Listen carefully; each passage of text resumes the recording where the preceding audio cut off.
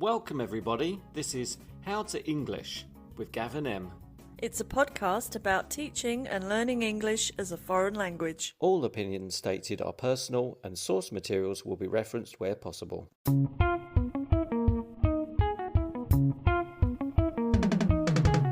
Em, have you got a cup of tea? Yeah, I've got a cup of tea, Gav. You got a cup of tea? Yep, and I'm comfortable. Good, so let's start. Let's begin. First of all, I wanted to do a little announcement. Drum roll. No. And I was just going to mention there is a competition between our listeners. Is there?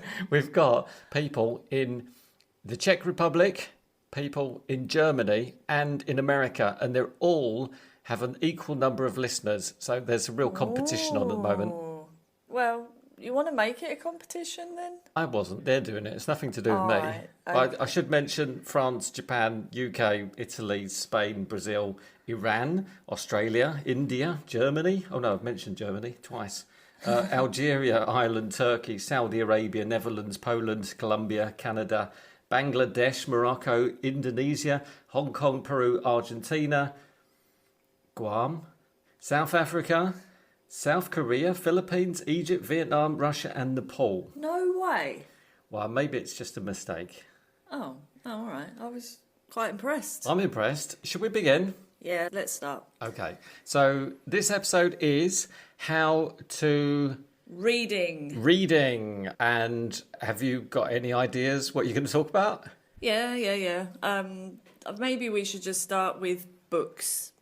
Reading books. Because my students often ask me, what books should I read? That's a really good question. And I've tried to think of a list of authors. Have you made a list? I have made a list. Over the years, I've made a list. Is that available online? No, it's in my notebook. Okay. But I think it's got to be, or the advice I give my students is it's got to be a genre that you enjoy reading in your own language. Mm-hmm. That's kind of the number one tip. Because I've had students say, oh, I really didn't like Game of Thrones. And I say, oh, well, why is that? And they say, oh, well, I hate fantasy. Oh. I tried reading it in English and I really didn't like it. I thought, well, why did you read it if you don't why were like they fantasy? reading it? Because they wanted to practice their English. So they thought it didn't matter what they read as long as it was in English. They saw everybody else was reading it. They were at the airport. It was the one facing them and they thought, well, I need to buy that too. Yeah. And then they didn't enjoy it. No. So and the language was far too difficult for them. Well, that depends on the level. But I mean, Tolkien, for example, is just far too hard for, I think, most speakers. Really? Yeah. So I always say start with a genre that you like, a book you would like to read in your own language. Okay. And when it comes to just, I would say, accessible authors that can actually write in a way that's enjoyable for learners. Oh. Some come to mind. Have you got any, Gav, that you would recommend before I tell you what I think? I was just going to say on that point that you made, what you're saying is the student should think about what books do I already read, now I should read them in English. Because a lot of students do read international writers, but they read them translated into their own language. Yeah, I think you've come up with two things there I'd like to say, because I think that they may have already read the book, in which case that could be useful if they already know the book that they're reading in English. Or they could read it again. They could read it but again. in English. In English. That's a brilliant idea. But otherwise I think either read an author that you would read in your own language. Okay. In English. For example, read the first 2 Harry Potters in your language and then read them again in English and then read the rest of them in English. Yeah. Good. Or a combination of those things. It doesn't have to be Harry Potter. No, it doesn't. I think Dan Brown's a good one. Dan Brown, he did the Da Vinci Code. Da Vinci, that's it. I like to recommend authors that write about real life, and maybe that's more useful for students. So people like Nick Hornby, if you know him.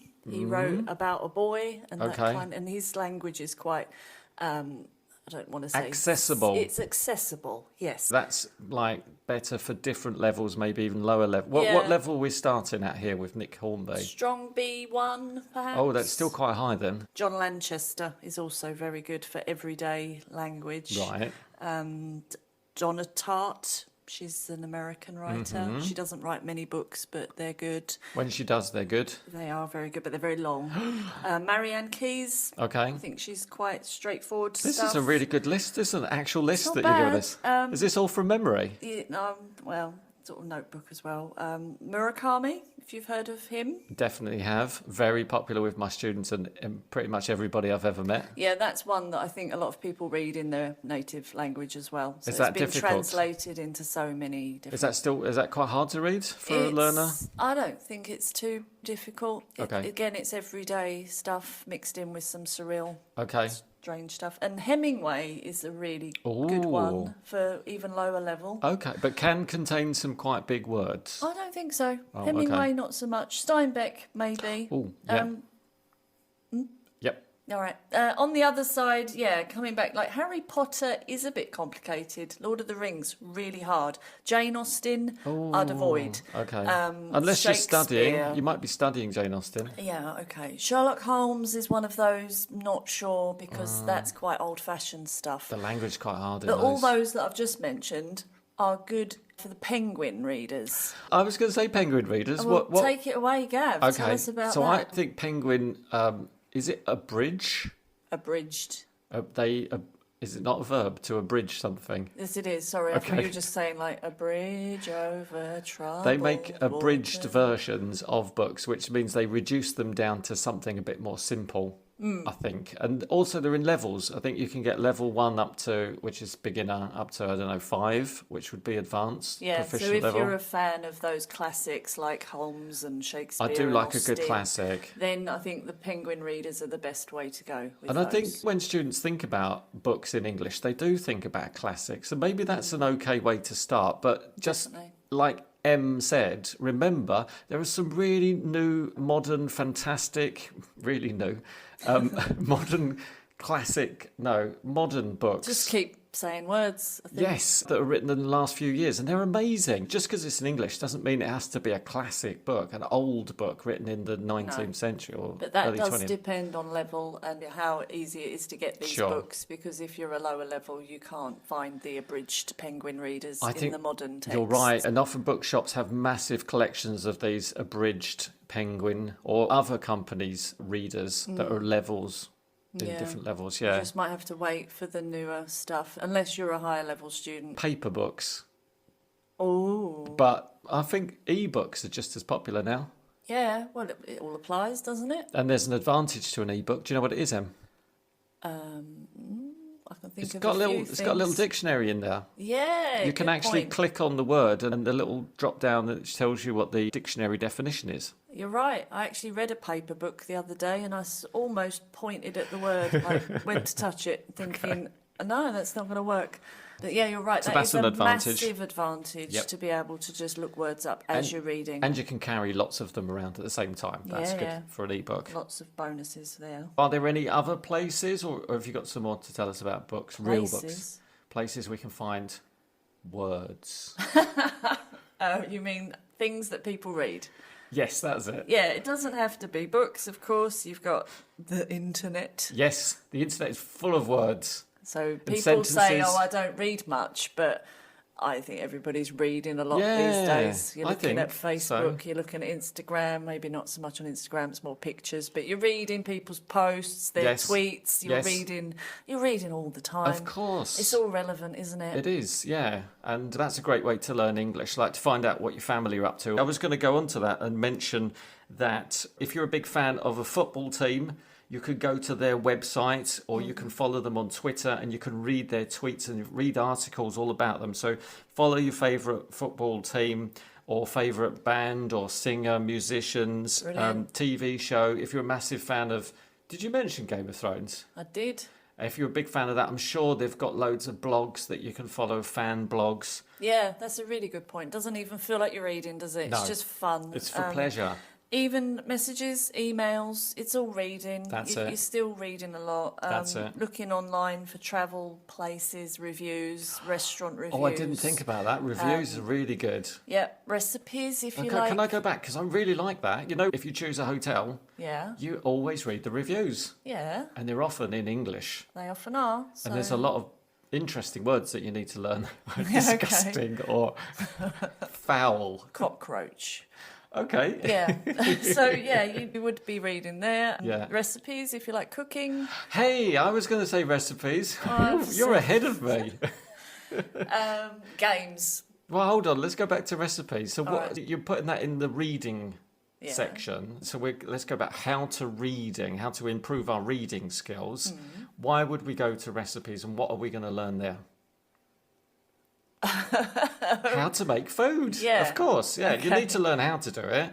And I know it sounds a bit funny, but the internet is absolutely full of English. And if you see a really good, dish, you see it in a TV program or you see it on your favourite cookery show, you can then just go to Google, type it in, you'll find the recipe, and then it will be written in a very specific kind of English. Yeah. That might include... think videos might be superseding online written recipes now, unfortunately. Yeah, but I don't know if you can follow those instructions. I think for some things you need them written down. So like 1 cup of something, 2 eggs and, a kilo of flour. I don't know, but you do need it written down. It's a lot of flour, Gav. It is. All right. I'm not sure what I'm making there. Yeah, I agree. It's all good to learn all those words and the vocabulary it's that goes very with specific language. It's not the language you tend to pick up in your English lesson unless you ask for it. Remember, students, ask your teacher.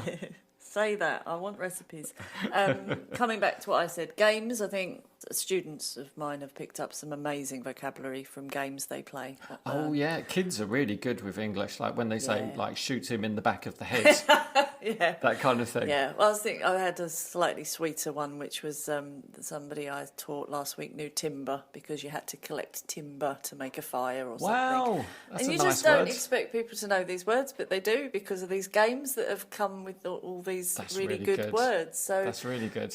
I'm not sure about it is usually written, isn't it? So they are reading it as well. They recognise it. Yeah. Instruction manuals as well for things, You're flying ahead.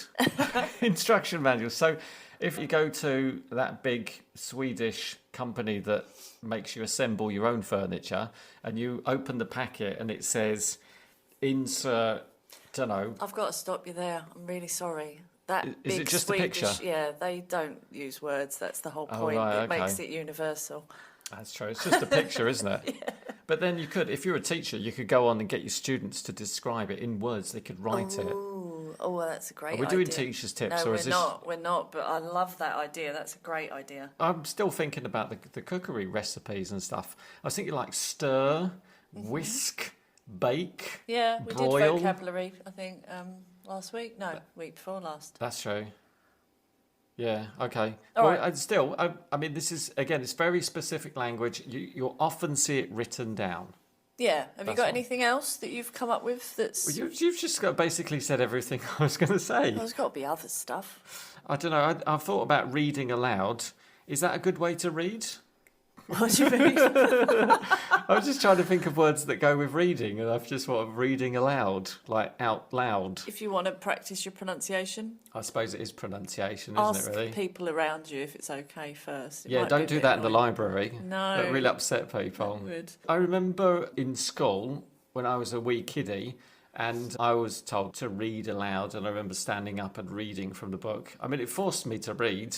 I know that much. For that minute that you had to stand Yeah, up. it It was a probably horrible made you hate experience. books, though. I did, and giving presentations and stuff. Do you ask your students to read in the class? I do sometimes, yeah. I get them to read. They seem to enjoy it. Obviously, you have to judge whether the student's confident enough and whether the text is going to be of their level. If it's far too hard and they can't even say the words, let alone understand the words, then no, I wouldn't make anybody read aloud. Em, would you like a coffee? Thanks, Gav, but you know I only drink tea. Oh yeah, well, that could be arranged. Oh? Follow us. If you're enjoying listening, watching or reading Gavin M's How to English Pod, visit ko-fi.com/How to English Pod. That's coffee, ko-fi.com/How to English Pod. And it would be lovely if you bought us a coffee or a tea to show us support, and you could even get a mention on our show if you'd like. Can we talk about in the classroom now? Because Well, I'm interested. I've just remembered something else. Did you mention the news? No. Because the news is a really good news source. Source of words, sentences, information. And it's something that we all do every day. We open an app, and we read what today's news is. Just encourage yourself, if you're a student, or your students, if you're a teacher, to download the BBC Just app. switch to English instead of reading the news. That's another tip. In your own language. Exactly. Switch your phone completely to English. Ooh, yeah. I tell my students to do that. That's a big step, isn't it? Sometimes they get stuck because they don't know how to do certain things. But reading the news in English is really good. And also you can get news in levels. So there's different levels. You can have beginner, intermediate and advanced.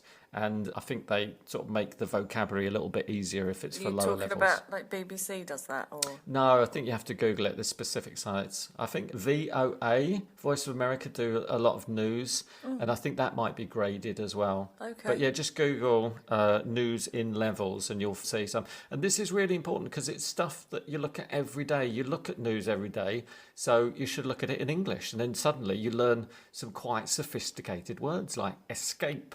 Well, that's not that sophisticated, but, pandemic. Mm-hmm. Yeah. Good tip. Yeah, I like that. Coming back to the classroom then. Well, I haven't entered the classroom yet. Well, let's go in together, shall Okay. we? Open the door? You go first. All right, thank you. So polite.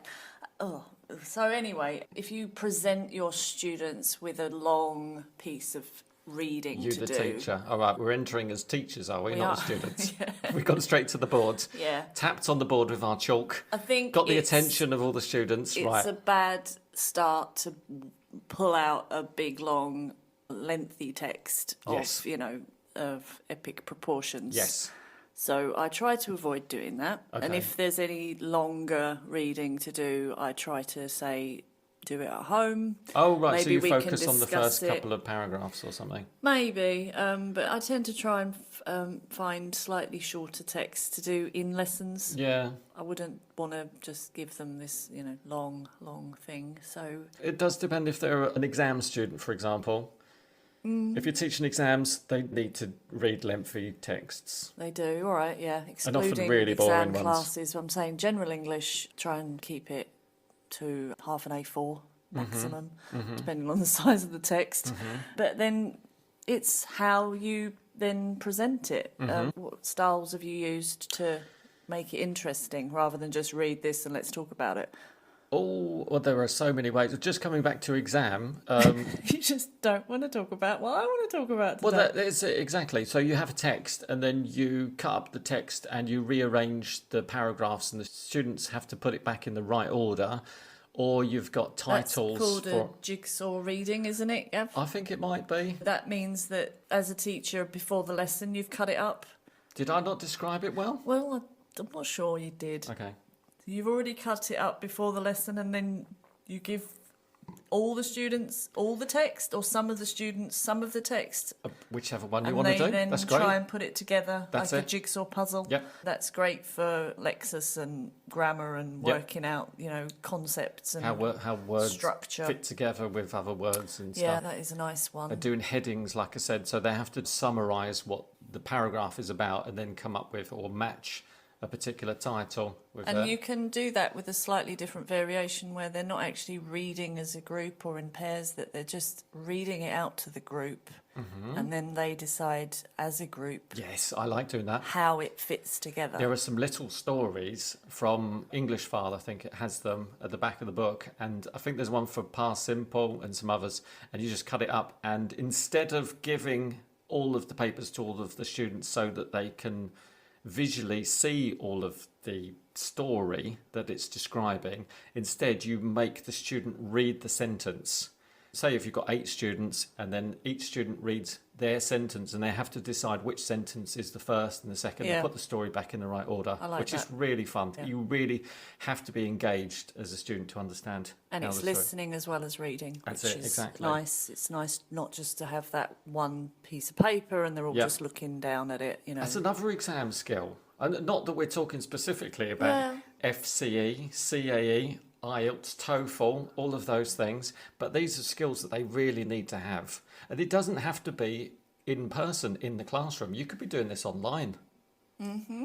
Yeah, you could do all of those. You could be emailing sentences out to people and getting them all to shout at each other and try and put things in the right order. That would be a bit more difficult, but still, it's quite possible. Yeah. But you can do all of those things. And also the matching or jigsaw readings, all of that can be done on the computer, sharing your screen with the student, or you send them the text and then you get them to do the exercises. Good. I've realised I'm a big fan of only one person reading one thing, actually. Yeah. And then it's really nice to have paragraphs that each individual student reads, and then they have to explain what it is and what it's about. I like that. They summarise it for you. Yeah, summarising. But that's quite difficult. From a teaching point of view, if the student is reading, they might be under a lot of stress, and it might be quite difficult for them to then summarise and actually even know what the text is about that they've just read. In which case, you get one student to read it, the other student to summarise it. That's also nice. And then while the other student is summarising, the first student tends to read back through their own text. And then you say to both of them, okay, was that a good summary? And then hopefully they'll come to a conclusion. Yeah, I like Just that. remember, it's very stressful to read aloud, especially in front of other people. Well, I wasn't saying read aloud, actually. I just meant read read it quietly to yourself. Oh, yeah. And then just relay what's in the text to somebody else. Giving instructions, I like it. You need to, don't just say to the student, read it, because then they might say, do you want me to read it aloud? Oh, that's good question It is, formation. But yeah, I wouldn't make them read it aloud and then remember it, because I think that's a hard skill for anyone to do that. Well, yeah, but high-level students can do it, and they should do it, and they should be encouraged to do it. Okay. Again, it depends on the level. Yeah, you've got to judge it from the group or the student you're teaching. But yeah, I like not everybody's reading the same thing. I think that's the main thing, is just to have a reason to be reading it and a reason to be talking about it. Because if you say, well, what was that paragraph about, and everybody's read it, they're all a bit like, well, we've all read it, we know what it's about. Why do we need to talk about it? So it's nice if one person's got that section of the text and the others haven't, and then they're kind of piecing it together that way, by speaking. Definitely. That's really good. So I'm thinking about different genres of books. Did we cover them all? Because you sort of mentioned a bit of like mystery, suspense, fantasy. Because I know like historical books are really popular with students. And also because culture comes a lot into the lesson. So you might want to encourage them to learn about British history if they're interested, or American history, or their own history. Their own history in another language. Exactly. Yeah, that's quite exciting. Yeah, that's true. You do see like quotes, for example. I know you mentioned Instagram, and it's full of quotes, but actually some of those are quite difficult for the students to decode. Yeah. So they might read a really famous quote by, I don't know, a British politician from the 40s, and it sounds amazing, but it could be quite difficult for a student to really understand the meaning and the context. So that could be a whole lesson in itself. Certainly. And I think the point about the internet, Instagram and this kind of stuff, it's actually very idiomatic, and it's very, very hard for some people to actually know what it is. Yeah. I was just going to mention Ken Follett, if you're a big fan of history. He wrote a lot about history. Okay. British history mainly. He wrote, or he has written? I actually don't know. We should check that one later. Okay. And his books are about history. Can I say that? Yeah. That's safe, isn't it? That is a very safe sentence. But I'm not sure about the difficulty. It might be a little bit on the hard side. That could be challenging for some lower level students. But definitely for the lower ones, there's still a lot of stuff out there. There's the graded readers. You could go online and even just read kids' books, babies' books. There's going to be some new language. I get students reading to their children, my students, learning English with me, and they're adults, and they're reading English children books to their children at night, for example, a bedtime story. And then they come to me later and they say, I just learnt loads of new words. I've never seen these words in English. Now I know what a hedgehog is. Exactly. Yeah, it's great. You can pick up stuff from anywhere. Yeah. And I should just say there is a lot of good stuff just to read a text. The classic way of teaching a text, which is just scanning it for general information or general meaning. That's and then it. detail. Scanning, skimming. All of these things teachers need to learn, and the students too. Yeah, and that's something you should do the first time, and then maybe read it for more detail and start picking out some of the vocabulary. Yeah. But in that order, I think macro, then micro. Exactly. And that's a skill that needs to be taught to everybody. But I was going to say, and exam students. Okay, you and exam students. Yeah, definitely for exam. I really focused on them today. I think it's nice not to get too bogged down or buried in it straight away. Just think of it in a lighter, more general way, and then start getting analytical about it. Okay. I didn't mention adverts, which are really good. What do you mean? Adverts. Adverts. I hate adverts. Yeah, I do, but they're a great way to teach as well. I mean, all right. Get a good advert that's got some really nice language, and then you break it down with the student. Sometimes it's got quite creative grammar in there, difficult vocabulary. Again, it's basic reading, but it might take you to, I don't know, a grammar lesson. I was thinking more about the IKEA thing. There must be something where you have to read instructions. I remember when I got my new smartphone, it had some instructions. From IKEA? You got a smartphone? No. I got a little instruction manual, and it told me how to do it. It was all written in English. Yeah. I was just thinking that would be a really good task-based, learning? Yeah. So you get a challenge, how to assemble the table. It's all written in words. Just not from IKEA. Let's just get away from it. All right, I'm moving IKEA around. I'm jumping around. Okay. I haven't got anything else. That was it. I just wanted to fit some bits in. That's good. You did. You fit. It's past a fit. Fit. You fit lots of bits in. Thanks. So, any other things you want to mention? I've said it all, I think. Okay. All said. All right. Well, if we remember anything else, we can add it to the next one. What's the next one? I don't know. We'll decide next time. All righty. Okay. See you next time. See ya. Ciao. Bye.